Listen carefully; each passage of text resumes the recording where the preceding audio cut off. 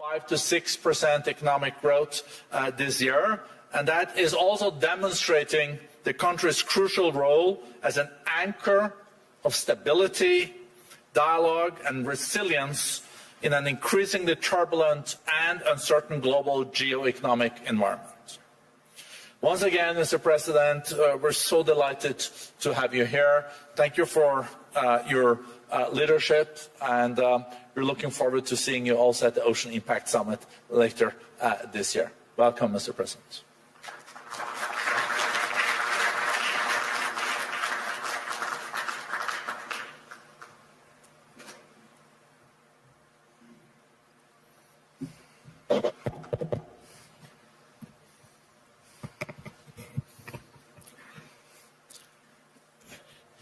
Distinguished President and CEO of the WEF, Mr. Borge Brende, ladies and gentlemen, Bismillahirrahmanirrahim. Assalamualaikum warahmatullahi wabarakatuh.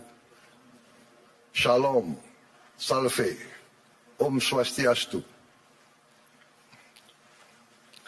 Ladies and gentlemen, we gather here in Davos at a time of great uncertainty, a time when wars continue to break out, a time when trust between nations, between institutions, between peoples is fragile. History teaches us peace and stability are our most valuable assets. Peace and stability are the ultimate prerequisites for growth and prosperity. There will be no prosperity without peace.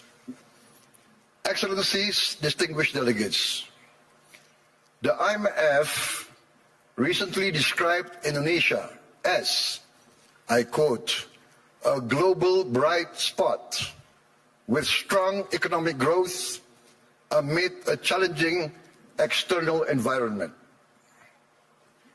While the world had faced tightening financial conditions, trade tensions, and political uncertainty, Indonesia continues to grow.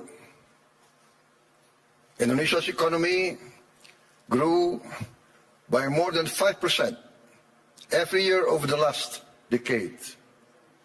And I'm confident that this year, our growth will be higher. Our inflation remains at around 2%.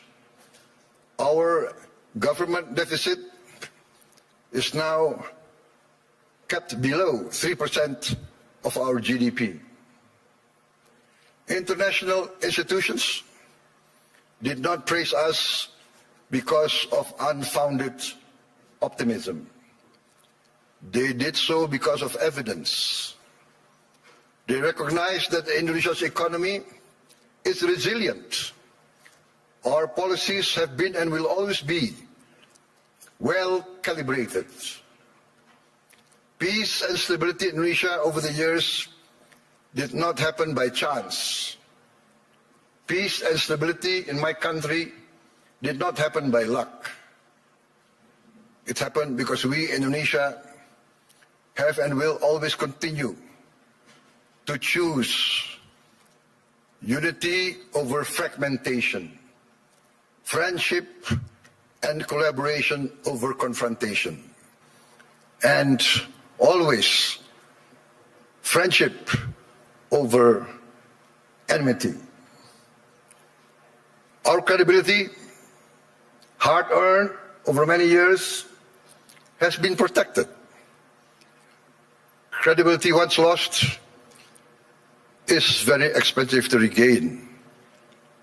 Indonesia, in our history, has never once defaulted on our payments of our debt. Not once. Succeeding regimes always pay the debts of the preceding regime. Presidents successive presidents will always honor the debts of the previous administration. Excellencies, distinguished friends, in addition to requiring peace and stability, growth requires statecraft and capital, in particular the efficient allocation and reallocation of capital. That is why last February we established our sovereign wealth fund, Danantara Indonesia. Danantara means the energy to power the future of Indonesia. Danantara is a sovereign wealth fund with $1 trillion in assets under management. With Danantara, I can stand here in front of you as an equal partner. Indonesia is now not only a land of peace and stability. Indonesia now is more and more the land of opportunity. Once again, I mentioned that I am convinced that our growth, the growth of our economy will be significantly surprising to many in the world. With Danantara, Indonesia is now able to be your partners. We will co-invest and grow with you. Danantara is established to finance and co-finance the industries of the future. We are determined to industrialize our country in a significant way. The industries of the future must be executed well and wisely. That is why we built Danantara with strong oversight and institutional responsibility. And we try to find the best executives to direct the leadership of Danantara. Danantara now manages 1,044 state-owned enterprises. We are going to bring this down to around at most 300. We will rationalize, we will get rid of inefficiency. We want the best governance and the best management under international standards. I have allowed Danantara to recruit expatriates, foreign citizens, to be able to lead these companies. We want the best brains and the best minds in the world. This is, in fact, how we run Indonesia now. From our social programs to our efforts to downstream our natural resources, to our efforts to reach self-sufficiency in food and energy. All are now accompanied by strong oversight and capable leaders.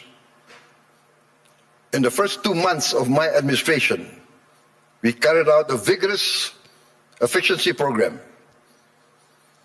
We saved $18 billion by stopping inefficient and dubious programs from our budget and redirected these funds to projects that directly improve livelihoods and impact all of society.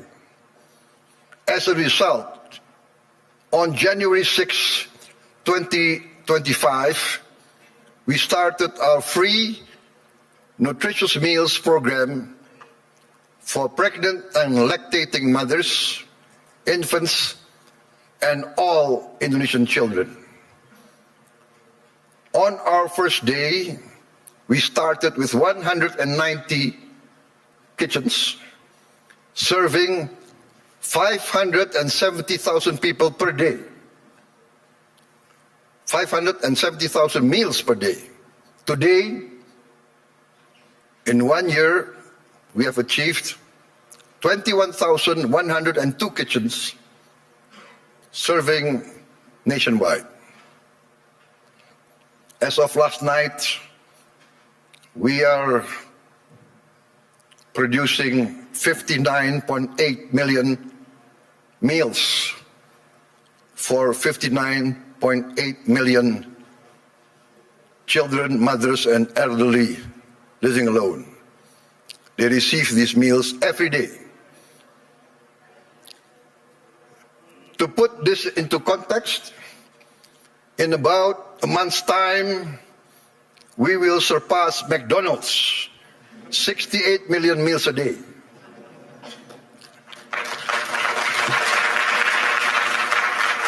We started in January of last year. This year, we aim to serve 82.9 million meals a day. All children of Indonesia, from the womb of their mother up until they reach 18 years of age, benefit from this program. For pregnant and lactating mothers, we deliver the meal daily to their home. This is also delivered to their homes for the elderly living alone. To put this in the context I mentioned, I think McDonald's started their first kitchen in 1940. To reach 68 million, it took them 55 decades more. We will reach 82.9, I hope, by the end of December 2026. But my people say, no, sir, we will reach 82.9 before December. So hopefully we will achieve this. In addition to strengthening our children, our free meals strengthens our economy. More than 61,000 micro, small, and medium enterprises and cooperatives are now a part of this supply chain. We are creating more than 600,000 jobs just at the kitchens. At its peak, we are optimistic it will reach 1.5 million direct jobs with vendors, with suppliers. There will be another more than 1 million livelihoods embraced and improved. This is why I'm convinced that our growth will reach impressive numbers. Our social policies must expand productivity and produce growth. Today, 70 million Indonesians receive free medical checkup, and they will receive free medical checkup once a year for the rest of their lives. And this will increase to all the children and the adults of Indonesia. We are providing free medical checkup to all citizens of Indonesia. This is not a populist program. This is a rational program to save money. By detecting illness, disease at an early stage, we will save much more in the long term in treatment. This actually is a productivity improvement program.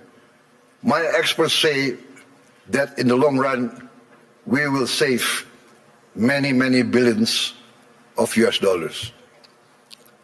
Last year, for instance, we renovated 16,140 schools.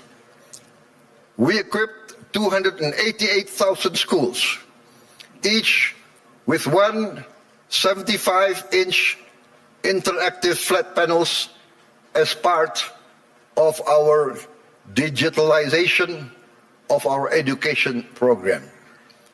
Next year, in this coming year, 2026, we will add another 1 million of these interactive smart panels so that every school will have at least 3 to 4 classrooms with these panels.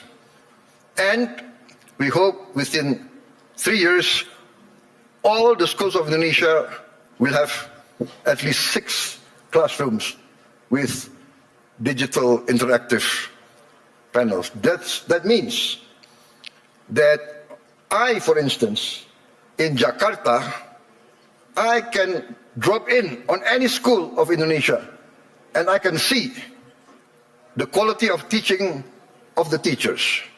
I can see the reaction of the children. And in the first weeks, we see the enthusiasm of the children, the enthusiasm of the teachers, of the villagers. Many of them cry when they see the panels coming in. We get messages, Mr. President, in the entire history of this village, we have never felt that the central government knows about us. This is the first time we feel that the central government cares about us and is now in our village, is now helping to teach our children. This is, for me, heartwarming, because what we are doing is we are empowering the future generation of Indonesians.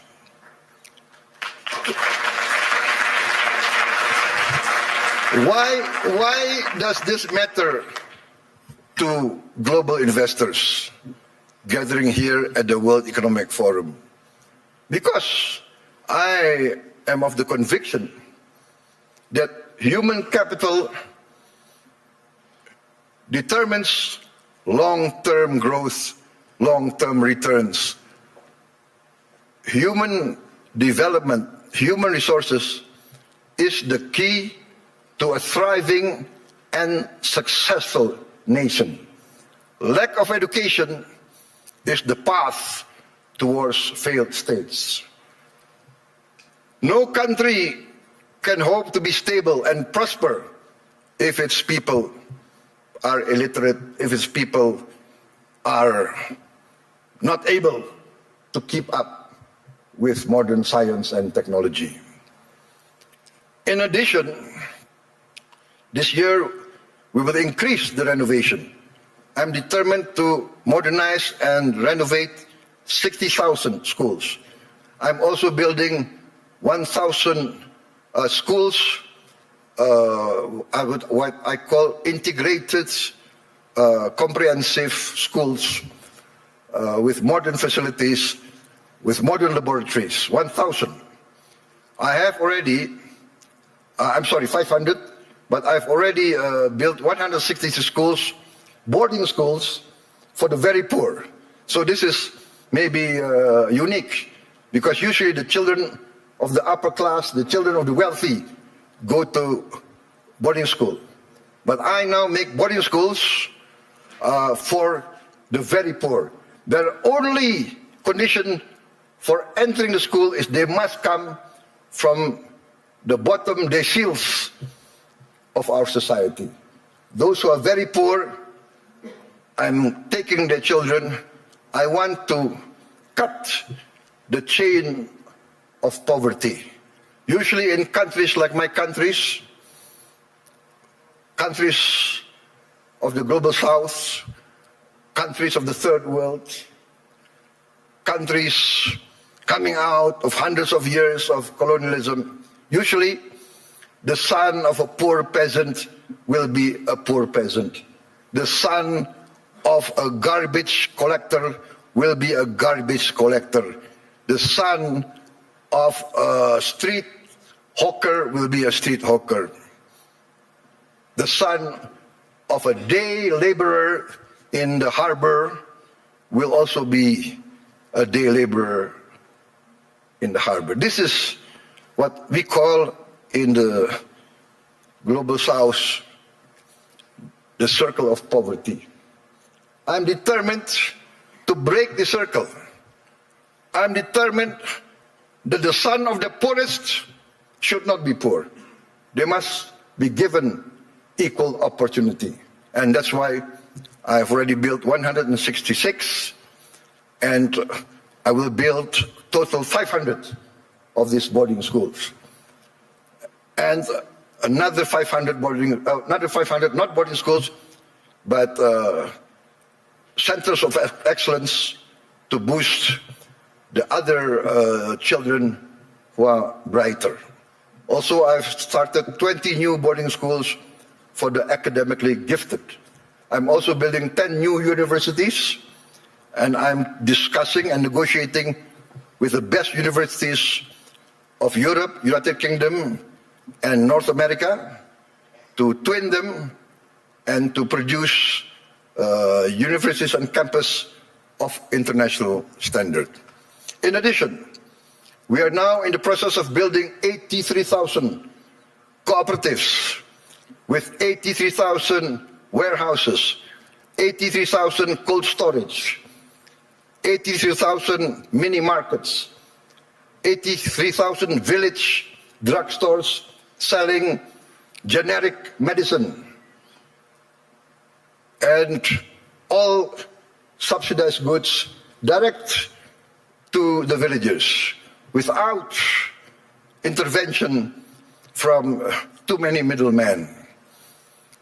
We are also going to modernize what we call the new fishing villages. We will build at least 1,000 this year, but we actually want to allocate funds for 5,000 villages. Each village will have 2,000 fishermen. We hope to impact 10 million fishermen with their wives and their children. This will impact at least 40 million Indonesians. We have started a pilot project in Biak, in Papua, and the result is very heartening. The average increase in their livelihood is 60% increase in their annual livelihood. Why? Because before, to get ice was impossible for them. There was no ice-making factory near their villages. To get diesel very far, we will build diesel stations in every village. They will have access very easy. Ladies and gentlemen, let me say this clearly. There is no investment climate without the certainty of equitable rule of law. Nobody will come in to invest in a country that's lawless or of dubious legal tradition. I am determined under my administration to ensure the rule of law. The rule of law must prevail over any vested interests. In 2025, Indonesia, as I promised, we will confront, and we have confronted corruption directly, firmly, and openly. As any person dealing with an illness, with a disease, we must have the courage to acknowledge the illness and disease that we suffer. We are determined directly to fight against this corruption. It's challenging. Not many people believe we can do it, but we have no choice. I have no choice. I have been inaugurated, I have been sworn in to uphold the Constitution and the rule of law. In my first weeks in government, we uncovered massive abuse in fuel and crude oil governance. In all sectors of the economy, we found illegality, illegal practices. In my first year of administration, we have already confiscated 4 million hectares of illegal plantations and illegal mines. It is amazing. I call this not free enterprise. I call this not the free market. I called it openly greedonomics, the economics of greed, the economics of rapacious practices. Maybe in many of your countries, there was a period like this, a period of the robber barons. I have confiscated 4 million hectares, but 2 days ago, I led a cabinet meeting by Zoom from London, and we decided to confiscate or to revoke the licenses of 28 corporations which had licenses over 1.01 million hectares. I revoked because we found them violating laws. They were building plantations on protected forests. This is a flagrant undermining of the rule of law. Perhaps these rapacious so-called entrepreneurs feel that they need not recognize the sovereignty of the Indonesian government. Or perhaps they feel they can buy all Indonesian government officials. I have reports that some of these people in their meetings say, oh, it's okay, there is no government official that cannot be bought. Well, I challenge them to try to buy officials for my administration. They will come to find themselves a big surprise.